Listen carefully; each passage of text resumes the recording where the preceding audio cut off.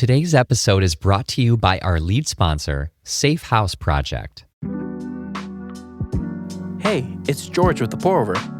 Today, we're talking about Christmas Eve strikes on ISIS in Nigeria, the DOJ finding 1 million more Epstein files, President Trump and Zelenskyy meeting at Mar-a-Lago, and other top news for Monday, December 29th. Stay informed while remaining focused on Christ with the Pour-Over.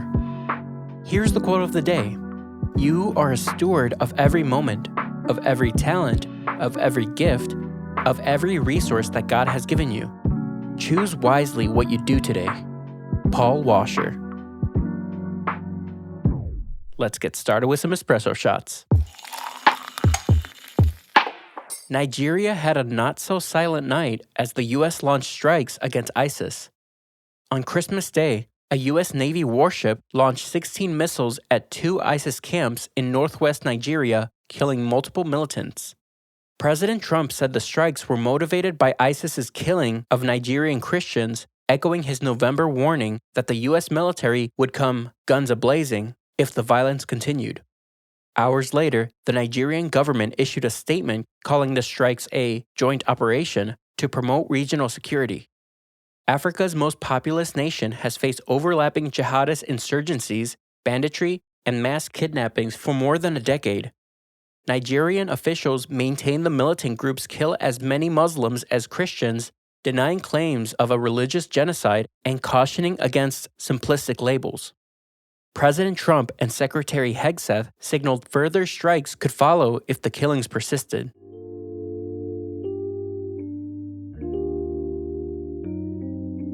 God of peace, end the cycles of violence plaguing your world, in particular, this fraught stretch in West Africa.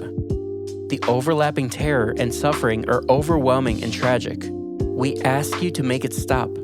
Free people from fear, protect the vulnerable, and restore peace to the land.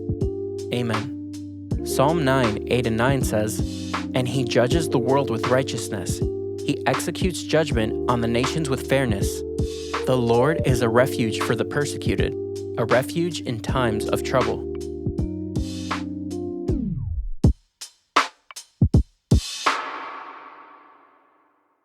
On Christmas Eve, the DOJ announced it had checked the list twice and found over 1 million more Epstein-related documents. The DOJ received files from the FBI and prosecutors in New York and is working around the clock to review and release the documents, but warned it could take weeks. Many people in D.C. are less than happy. Representative Massey, a sponsor of the Epstein File Transparency Act, accused the DOJ of breaking the law by making illegal redactions and missing the deadline. Representative Khanna, another co-sponsor, questioned why the new files were only revealed after a dozen senators called for an independent audit into the DOJ's handling of the files. Meanwhile, President Trump complained that the DOJ has been forced to spend all of its time on this Democrat-inspired hoax.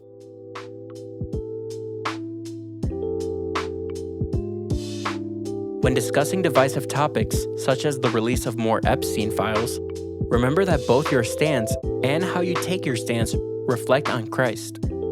James 3:17 says, But the wisdom from above is first pure, then peace-loving, gentle, open to reason, full of mercy and good fruits, unwavering, without pretense.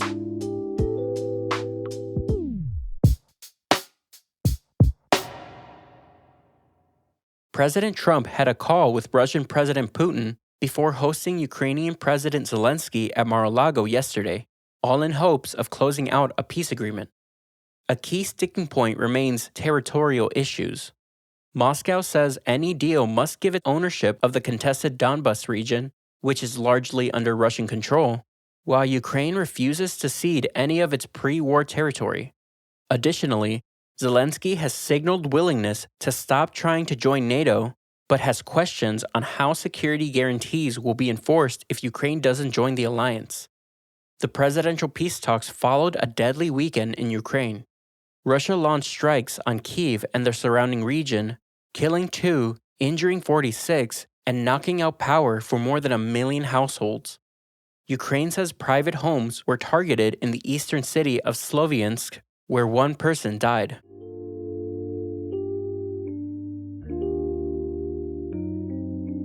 War and its horrors sow fear, anxiety, and hopelessness.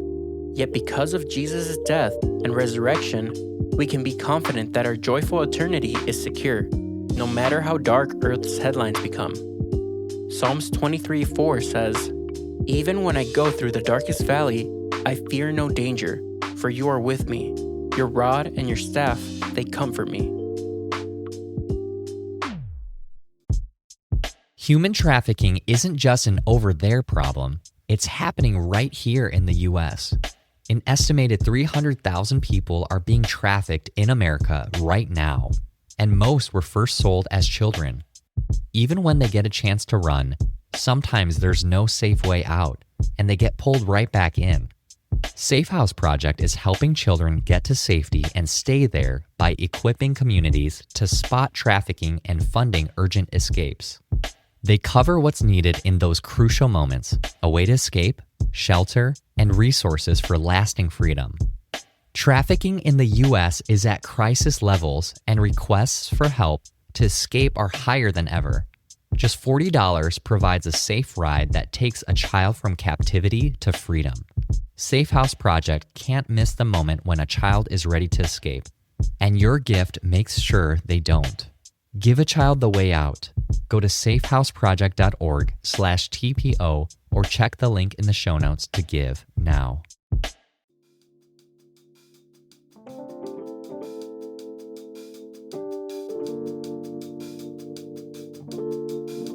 In other brews, here's a wraparound of updates. Uncle Sam's latest economics exam is going on the fridge.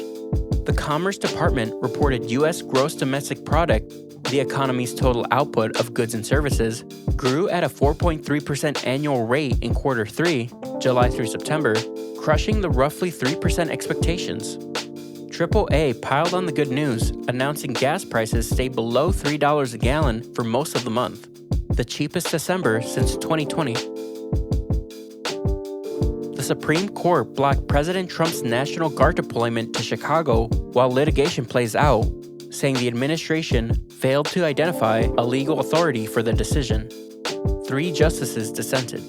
The White House has argued the National Guard is needed to protect federal immigration officers from violent resistance in Chicago, while Illinois says local officers have handled isolated protest activities. A much-too-white Christmas created holiday travel chaos in New England. The Northeast's heaviest snowstorm in 4 years led to roughly 2,600 canceled post-holiday flights across Friday and Saturday. On the other coast, Southern Californians were drenched by the wettest winter storm in years, triggering dangerous mudslides, evacuations, and flooding roads. 2 helicopters crashed mid-air in southern New Jersey yesterday, killing 1 pilot and critically injuring the other. Neither aircraft had any passengers. The FAA and NTSB are both investigating the cause of the crash, which occurred near a municipal airport 35 miles from Philadelphia when winds were light and visibility was good. The FBI is moving HQs. Director Kash Patel announced Friday the Bureau is ditching the aging J. Edgar Hoover building, which Hoover himself described as a monstrosity and was voted ugliest building in the country in 2023. The FBI will be moving into the Ronald Reagan building, occupying offices previously used by the recently dismantled U.S. Agency for International Development, USAID.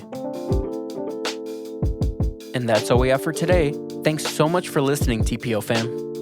If you're listening on the Apple Podcast app, give us a 5-star rating and drop a review. If you're listening on Spotify, give us a follow and hit the notification bell to never miss a new episode. We're grateful for your support and hope you have a great day. We'll see you on Wednesday.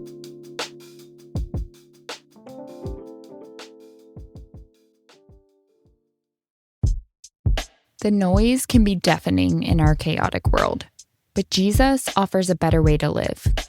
Each week on the Not Just Sunday podcast, Pastors Keith Simon and Patrick Miller help you quit part-time Christianity and follow Jesus with every part of your life. so that even in the chaos, you can experience the beautiful life he offers every day, not just Sundays. Listen to Not Just Sunday wherever you get your podcasts.